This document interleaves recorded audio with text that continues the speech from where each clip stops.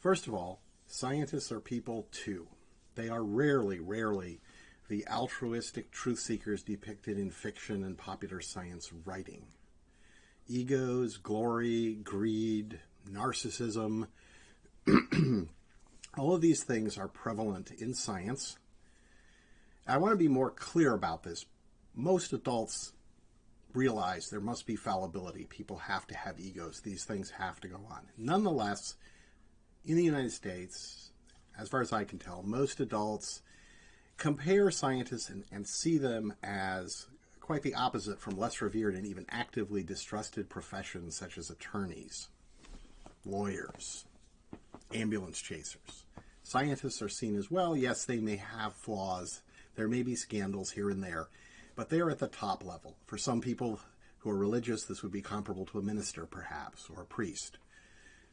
There are certain professions we look upon as having very high standards and pretty good people in them. That may not be deserved, but that's what we think. Most people put scientists, most adults put scientists, it seems to me, in that category. That is not true in my experience. Science and scientists today are comparable to less revered and actively distrusted professions such as attorneys, particularly with respect to medicine, public health, biological research with medical applications. There's a long history of truly terrible scandals and misconduct. Some notorious older examples would be the Tuskegee study of untreated syphilis in the Negro male, which was done by the U.S. Health Service from 1932 to 1972. It was administered by the U.S. Centers for Disease Control, the CDC, who's been very much in the news recently. This involved many people over a 40-year period of time deceiving a large number of African American patients in the South that they were being given free medical service when in fact they were being not treated for syphilis, even after penicillin was available, to see what would happen if the disease were allowed to continue to its unpleasant and often fatal conclusion. This became a big scandal in 1972. It was institutional. Many different scientists, administrators, and people were involved in this. They published papers in scientific and medical journals in which it was obvious they were doing this. There were complaints about it prior to the scandal in 1972, the big press story, but it went on.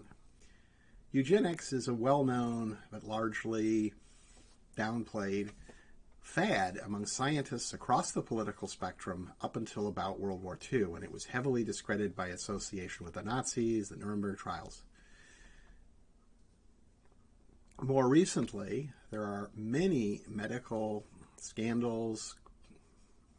The Vioxx Scandal, in which several tens of thousands, maybe hundreds of thousands of patients died from a dangerous arthritis drug, which increased the risk of heart attacks and strokes. But Vioxx is not isolated. This is a famous quote from Marcia Engel, who was the editor-in-chief for a while of the New England Journal of Medicine, one of the most prestigious medical journals in the world. And she wrote in 2009, "Similar conflicts of interest and biases exist in virtually every field of medicine, particularly those that rely heavily on drugs or devices. It is simply no longer possible to believe much of the clinical research that is published or to rely on the judgment of trusted physicians or authoritative medical guidelines. I take no pleasure in this conclusion, which I reached slowly and reluctantly over my 2 decades as an editor of the New England Journal of Medicine." One can find several similar quotes from prominent editors and former editors at various medical journals, many other scientists. Science is full of ambition, greed, vanity, lots of human failings. Moral character and intelligence, IQ, general intelligence, appear to be uncorrelated. Fictional accounts, and to a great degree popular science accounts like Carl Sagan and others, often seem to imply or create the impression that highly intelligent people are also in general more moral, rational, sensible. Experience shows otherwise. This concludes this video presentation. If you like this video, please click like. Please click subscribe and the notification bell if you would like to receive more content from us. You can avoid internet censorship by subscribing directly to our RSS news feed.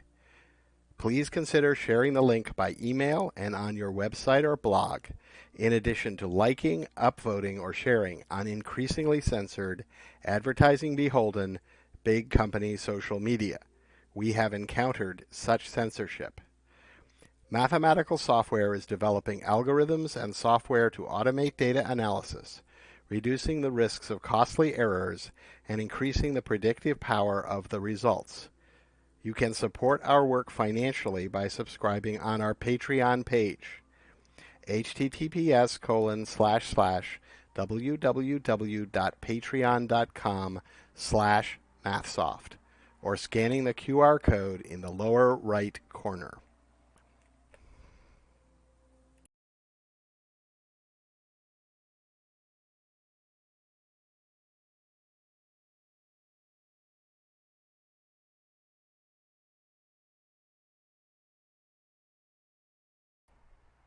Our previous videos and articles on the contradictory numbers on the CDC website have repeatedly been censored by a range of social media services, such as LinkedIn here.